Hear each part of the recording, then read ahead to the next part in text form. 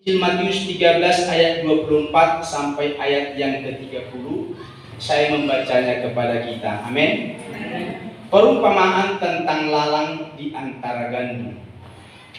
Yesus membentangkan suatu perumpamaan lain lagi kepada mereka. Katanya, hal kerajaan surga itu seumpama orang yang menaburkan benih yang baik di ladangnya. Tetapi pada waktu semua orang tidur, datanglah musuhnya menaburkan benih lalang di antara gandum itu, lalu pergi. Ketika gandum itu tumbuh dan mulai berbulir, nampak jugalah lalang itu.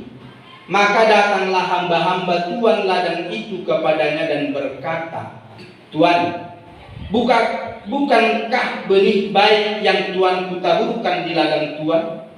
Dari manakah lalang itu? Jawab tuan itu, seorang musuh yang melakukannya. Lalu berkatalah hamba-hamba itu kepadanya, jadi maukah tuan supaya kami pergi mencabut lalang itu? Tetapi ia berkata, jangan. Sebab mungkin apa? Gandum itu ikut tercabut pada waktu kamu mencabut lalang itu. Biarkanlah keduanya tumbuh bersama sampai waktu menuai. Pada waktu itu aku akan berkata kepada para penuai, kumpulkanlah dahulu lalang itu dan ikatlah berkas-berkas untuk dibakar. Kemudian kumpulkanlah gandum itu ke dalam lumbungku. Puji Tuhan. Sejauh ini pembacaan kita melihat di sini ada satu perumpamaan tentang lalang di antara gandum. Kerajaan sorga itu diumpamakan seorang yang menaburkan benih yang baik di ladangnya. Seorang menaburkan benih baik di ladang. Tentu setiap kita yang pernah bertani, saya petani saudara-saudara.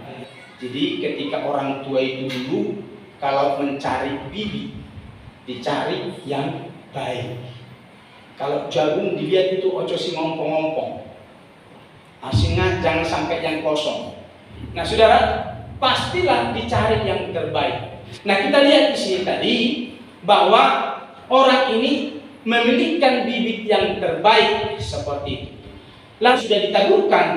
Pada waktu semua orang tidur, si jahat pun tidak tinggal diam. Baru saja ditaburkan benih yang baik, lalu semua orang tidur. Dia bekerja ekstra. Si jahat itu menaburkan benih lalang di antara gandum. Lalang itu bisa tumbuh dengan baik. Lalang di mana-mana bisa tumbuh dengan baik. Walaupun itu tidak dirawat, walaupun itu tidak disemprot, pasti tumbuh baik. Sudah dengan gandum ini tadi, bahwa gandum itu supaya tumbuh baik, supaya tumbuh subur, berbuah banyak, harus dirawat dan banyak hal dilakukan untuk menjadikan gandum itu berbuah banyak. Kalau lalang tidak perlu, dia di depan sana ada cabai, ya, tumbuh-tumbuhan yang produktif begitu, maka cabai itu harus disirami, kalau tidak luluh. Tapi coba lihat rumput-rumput itu, tumbuh air terus.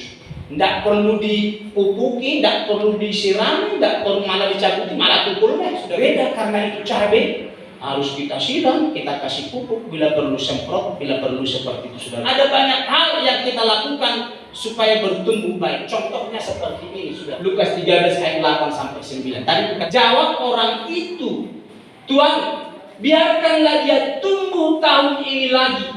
Aku akan mencangkul tanah sekelilingnya dan memberi pupuk kepadanya. Mungkin tahun depan ia berbuah, jika tidak tebanglah. Ini satu cerita, kalau Bapak Ibu lihat itu di atasnya ada perikop soal pohon ara yang tidak berbuah. Lalu seorang pemilik pohon itu datang untuk mencari buah pada pohon itu, lalu tidak ditemukan buah pada pohon itu.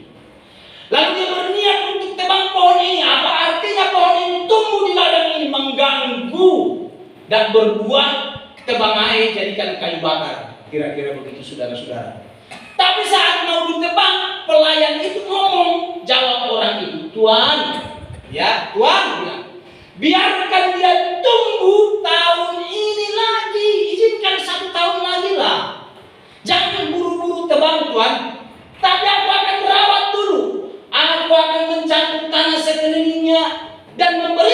pupuk kepadanya.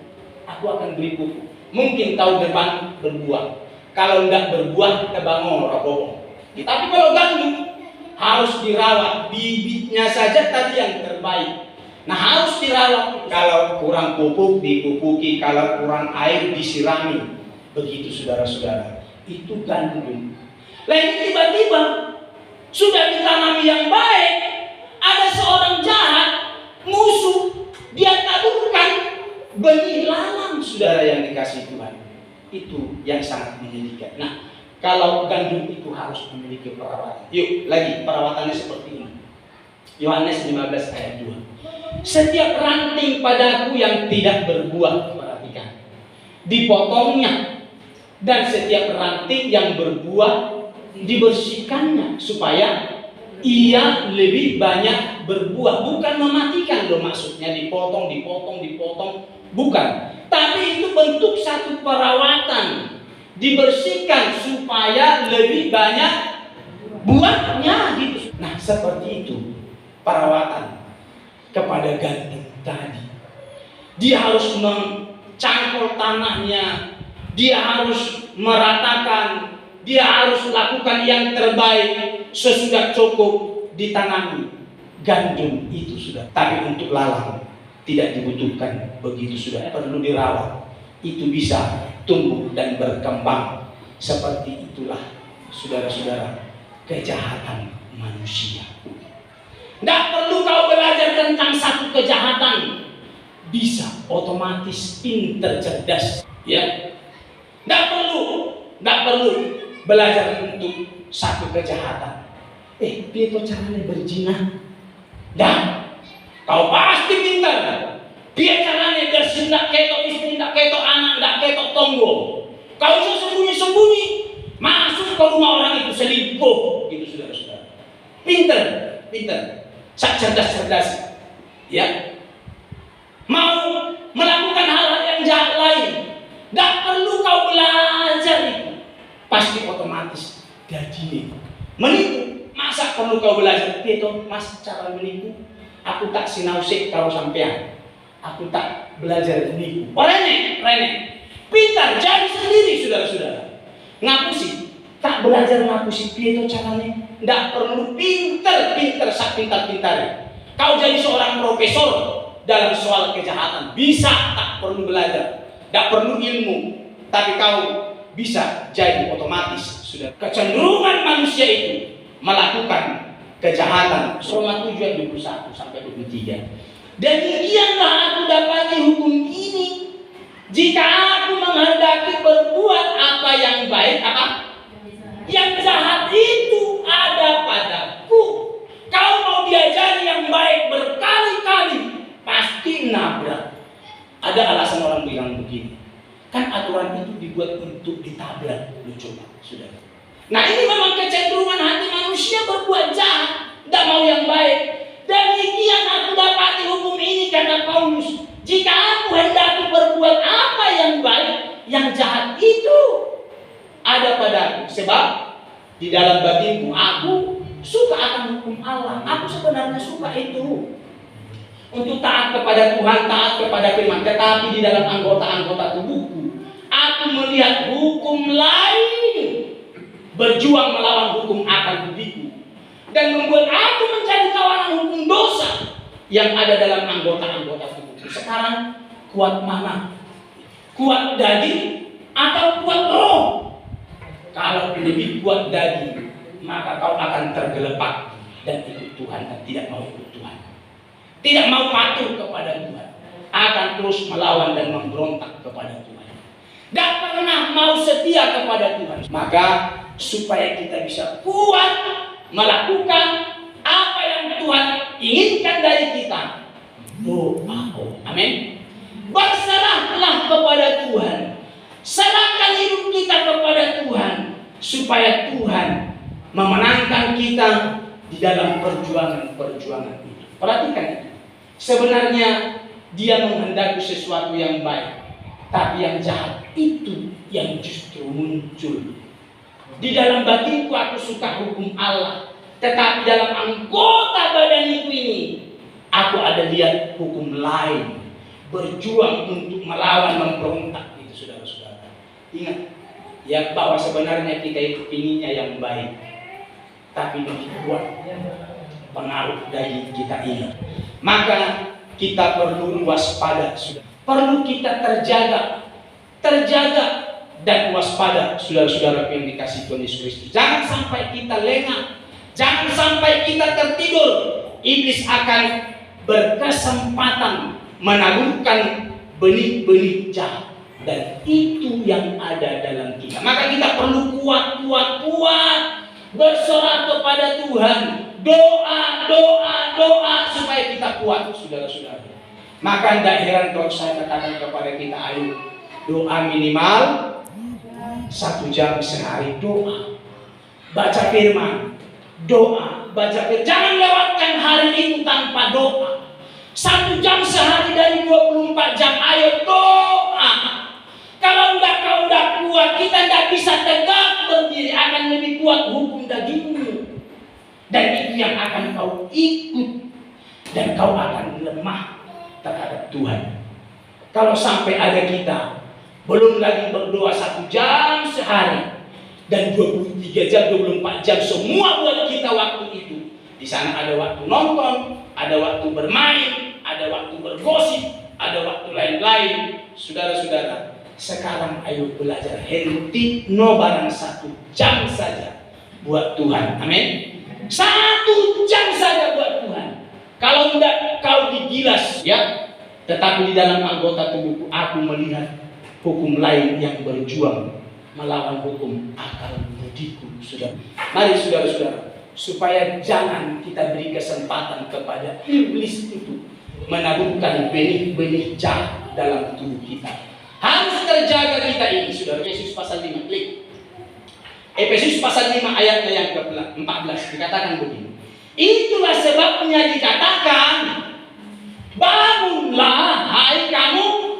Iya, jangan tidur, jangan terlelap terus. Bangunlah hai kamu yang tidur, bangkitlah dari antara orang mati dan Kristus akan bercahaya atas kamu. Kalau kita terjaga, kita terbangun, tidak ada kesempatan buat iblis tabur yang jahat-jahat, lalu kita melakukan yang jahat lagi, lebih lagi, saudara-saudara. Ayo, terjagalah. Bangunlah hai kamu yang tidur, bangkitlah. Itulah sebabnya dikatakan, bilang dalam ayat ini, bangun. Jangan biarkan dirimu terlelap terus, jangan biarkan dirimu tertidur terus. Terjagalah. Beri waktumu untuk Tuhan. Amin.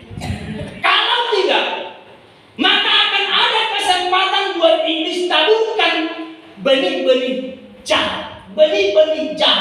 Ladang itu ditaburi.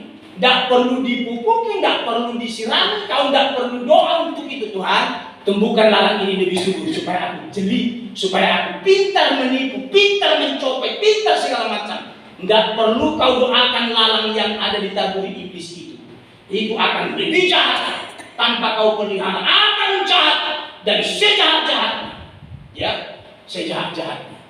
Maka saudara-saudara, kita hanya perlu berdoa supaya kita kuat dan tidak ada pengaruh-pengaruh luar yang mempengaruhi kita untuk berbuat jahat. Tuhan, mampukan aku tetap ada dalam hadirat-Mu, supaya perbuatan-perbuatan jahat itu tidak sampai merasuki diriku dan tidak sampai ada dalam hidupku, dan aku akan lebih jahat dari orang-orang sana.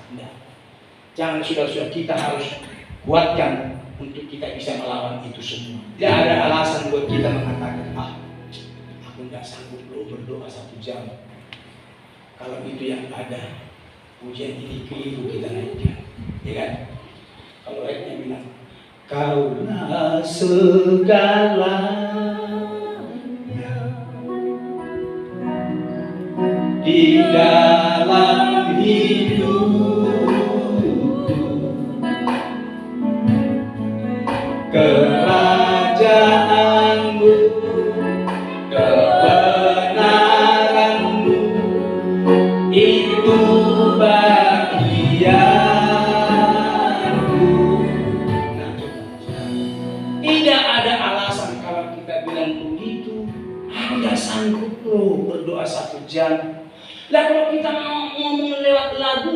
Janjinya sama Tuhan itu hebat. Kau segalanya dalam hidupku, kerajaanmu kebenaran bagianku yang benar.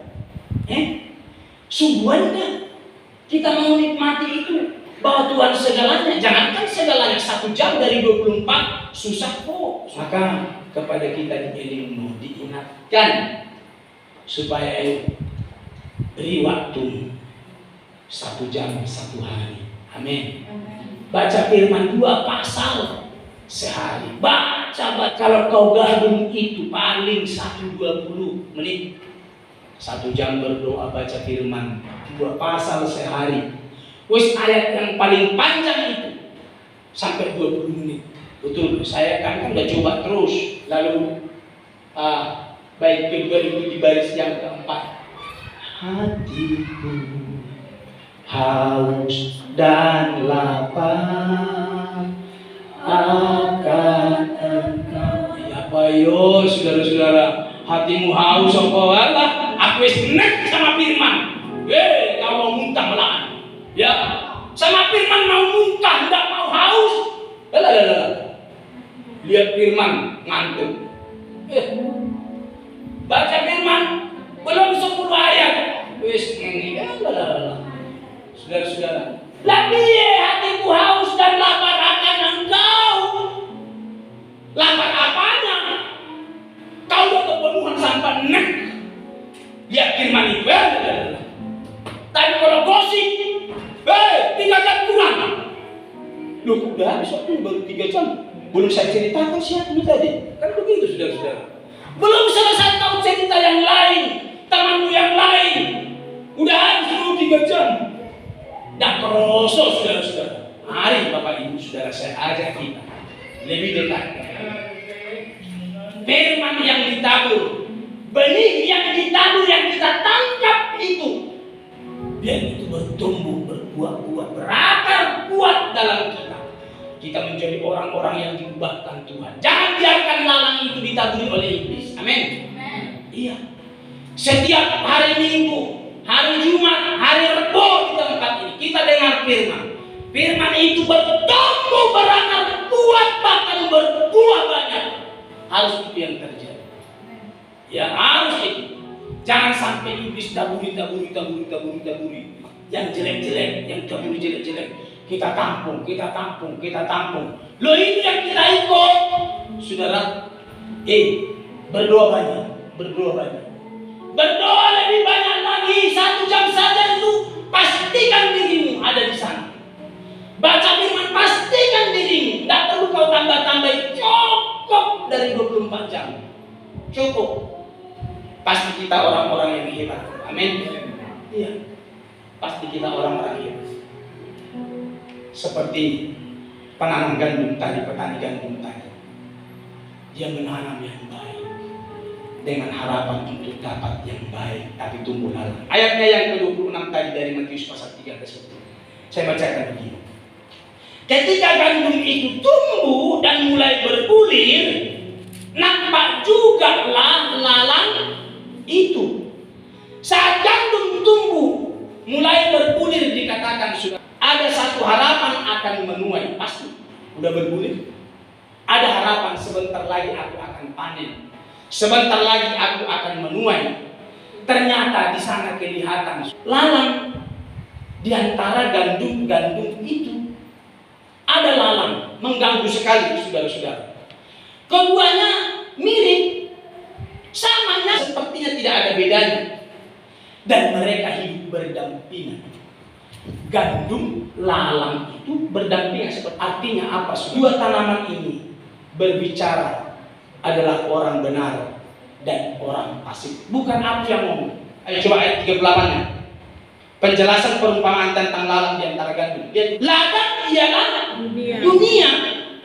Benih yang baik itu anak-anak kerajaan, dan lalang anak-anak si jahat. Dua aku yang bilang. Itu saudara-saudara. Dikatakan lalang itu anak si jahat. Sedangkan gandum itu anak kerajaan. Ladang ialah dunia. Benih yang baik itu anak-anak kerajaan, dan lalang anak-anak si jahat. Jadi jelas sekali bahwa dua jenis ini ada di ladang itu. Gandum dan lalang itu kenyataan yang ada di tengah-tengah dunia. Ada yang jahat, ada yang baik. Jadi di dalam gereja Tuhan juga dua jenis ini ada, sudah. Bukan hanya dunia yang begitu. Lebih kecil lagi kita lihat di dalam gereja Tuhan, benih baik dan benih yang ditabur iblis itu ada. Anak-anak kerajaan itu ada. Anak-anak si jahat itu ada. Tidak semua yang ada dalam gereja itu anak-anak kerajaan. Tidak. Tangkap itu. Jangan kira kalau sudah di gereja itu semua anak-anak kerajaan. Siapa gandum? Siapa lalang itu? Enggak, maka pastikan kita yang ada dalam gereja yang kecil ini, yang jumlahnya sedikit ini, pastikan kita jadi anak kerajaan loh. Amin. Jangan sampai ada di kita itu anak-anak si jahat. Ada satu buku mengatakan begini, buku. Dari 1.000 orang dalam satu gereja, 10% belum tentu suka sama pendetanya, cinta pendetanya, pendukung pelayanan. Katanya, loh saudara tak pikir kalau 1.100 aja tidak ada, piye itu ya? Padahal di gereja itu membentuk orang-orang untuk jadi baik. Tapi dari 1.000 katanya 100 tidak ada. Gawat. Apalagi kamu belum sampai 100. Berarti 10 tidak ada yang saudara tak pikir. Loh kalau cuma 50 pun tidak ada yang baik itu. Kan kira-kira begitu. Dan hati-hati berarti. Ya, hati-hati. Maka saudara-saudara, ayo. Tidak semua di dalam gereja itu adalah warga kerajaan. Contoh, ada 12 murid Tuhan Yesus. Di sana ada satu Yudas, betul? Pengkhianat, menyerahkan Yesus untuk disalibkan. Ayo kita lihat lagi Kristen kami. Kisah Rasul 5 ayat 1 sampai 3. Ini Ananias, keluarga Ananias ini. Ini Kristen, tapi Kristen lama. Dalam gereja ini, tapi lama, perhatikan. Ada seorang lain yang bernama Ananias. Ia beserta istrinya namanya Safira menjual sebidang tanah. Ananias Safira jual tanah. Dengan setahu istrinya, Ananias menjual tahu istrinya si Safira. Ia menahan sebagian dari hasil penjualan itu dan sebagian lain dibawa dan diletakkan di depan kaki rasul-rasul. Nampak nggak sampai di sini? Ananias jual tanah, tahu istrinya. Lalu sepertinya baik, dibawa korban dan diletakkan di bawah kaki rasul-rasul. Tapi sebagian ditahan. Tapi dibilang ini loh penjualan tanah kami, begitu. Kelihatannya baik, mana ngerti saya kalau Bapak Ibu misalnya menjual tanah lalu bawa ke sini harganya misalnya 1,2 miliar misalnya. Lalu mau bawa sini 1 miliar. Ini penjualan tanah saya, Pak. Saudara, kira-kira curiga enggak? Yang mana tuh, Pak? Yang itu loh. Saya enggak. Paling gitu, saudara. Banyak biar 1 miliar. Padahal udah mau tahan 200 yuk. 1,2 kok. Tapi kok bilang 1 miliar saja. Padahal 1,2. Tahu keluarga, tahu istri. Tetapi Petrus berkata, Ananias, mengapa hatimu dikuasai iblis? Kalau baca ayat itu seterusnya apa yang terjadi? Iya, dua-duanya mati. Bohong, saudara. Coba. Orang Kristen begini model apa? Ini model lalang. Ini yang saya bilang, tidak semua dalam gereja itu adalah warga kerajaan. Tapi di sana ada anak-anak si jahat. Maka saya inginkan kita semua ini jangan ada anak si jahat. Semua anak-anak kerajaan. Amin. Ketika mempelai datang, song-songlah dia. Semua kita gereja Tuhan, anggota GMPI, DSCM, Tapen ini terangkat semua sudah. Tidak ada satupun yang ketinggalan. Kalau sampai ada yang ketinggalan anak si jahat, ketinggalan sudah. Ini loh, cara uang dibawa sepertinya persembahannya. Ini loh Pak Petrus, ini hasil penjualan tanah, ngapusi. Ternyata sebagian ditahan. Tuhan mau dibohongi, ternyata masih ada sebagian. Kalau ini berbicara persembahan di gereja, jangan sampai kita buat perkiraan-perkiraan. Ya, harus yang betul. Misalnya perpuluhan betul perpuluhan. Kalau kau kasih persepuluhan 100.000, perpuluhan 100.000. Karena UMR Solo aja udah 1.700.000, ya kan? Jadi bohong. Ini saya mau bilang, kalau ada 100.000 per bulan itu tidak betul satu bulan, karena UMR-nya sudah ketahuan di situ. Dari situ. Imamat 27 ayat 32. Seperti apa sebenarnya?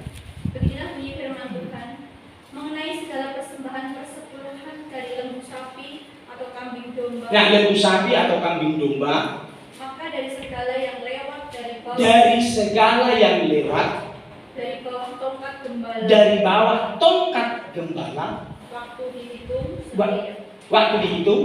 Setiap yang ke-10 harus menjadi persembahan kudus bagi Tuhan. Nah, mau domba, mau sapi, mau apa yang lewat, 1, 2, 3, 4, 5, 9, 10, stop. Jadi setiap yang ke-10, 9 ini gom, ya 1 bukan. Itu caranya. Nah, jangan asal-asal. Ibu Puri ini bilang, kalau laku jahitannya katanya diambil orang, tak sisihno. Ya betul ya. Nah, ini cerita begitu. Saya bilang, Bu Pur, kok besar persembahanmu?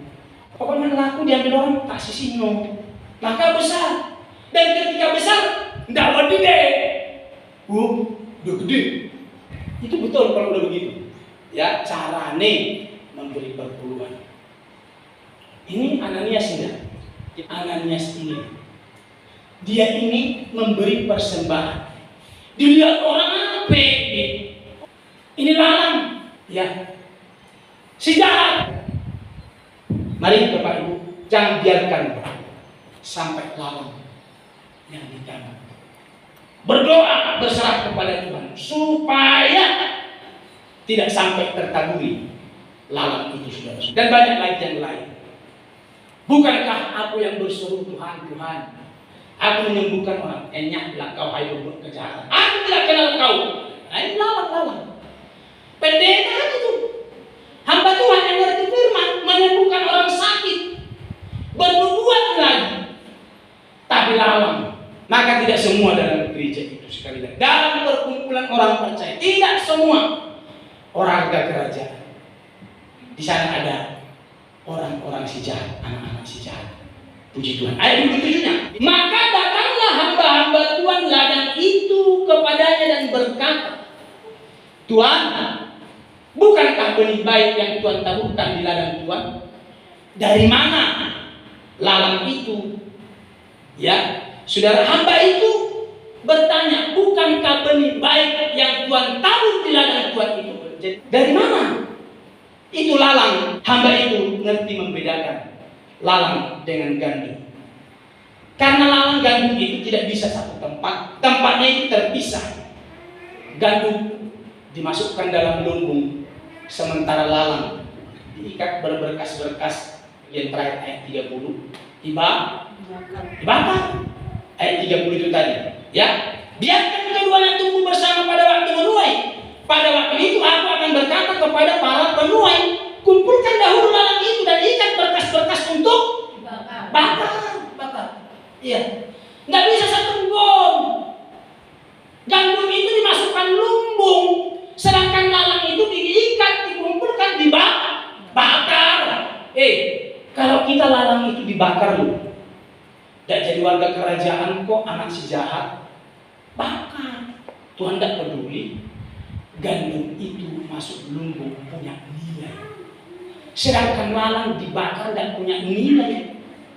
Tidak dipelihara pun itu tumbuh subur, tumbuh baik itu. Karena ini loh, harus dirawat, dikasih pupuk, dikasih segalanya supaya tumbuh baik. Saudara-saudara, itulah gandum. Lalu kemudian klik lagi. Jawab Tuhan itu, seorang musuh yang melakukannya. Lalu berkatalah hamba-hamba itu kepada, jadi maukah Tuhan supaya kami pergi mencabut lalang itu menawarkan diri si hamba ini. Yaukah Tuhan supaya kami cabut lalang itu? Tapi dia berkata, jangan. Selama mungkin gandum itu nanti tercabut, kamu mencabut lalang itu. Jangan dicabut, mungkin gandum itu tercabut. Gandum lalang dibiarkan sama-sama tumbuh oleh Tuhan. Begitu seperti cara bergereja. Dua-duanya itu tumbuh bersama-sama. Mau dikapaknya. Alkitab bilang itu tumbuh bareng-bareng. Tapi saya tidak ingin kita semua ini menjadi lalang. Semua harus jadi gandum. Amin. Ya. Jangan ada yang lalang. Saya ajak kita semua, jadilah gandum yang berarti bagi Tuhan. Amin. Jadilah gandum yang punya nilai bagi Tuhan. Jangan cabut. Itu berbicara juga tentang kemurahan Tuhan. Diberi kesempatan untuk berubah. Sama seperti pohon ara tadi, mau ditebang. Tuhan, jangan tebang, biarkan 1 tahun ini tumbuh. Nanti saya cangkoli, saya pupuk. Kalau tidak berbuah baru tebang, gitu sudah. Itu kemurahan. Maka kalau kita bisa merasa dan melihat, saya bukan kelompok gandum, bisa berubah kok saudara. Ayo kita bersama-sama memperbaiki. Kita mau lebih serius dengan Tuhan. Kalau selama ini belum serius, waktu ini saya akan serius kepada Tuhan. Saya kurang membaca Alkitab, kurang berdoa. Hari ini kita harus mulai memberikan waktu kita berdoa. Berserahlah kepada Tuhan. Amin. Tuhan Yesus berkati kita. Mari bermain musik.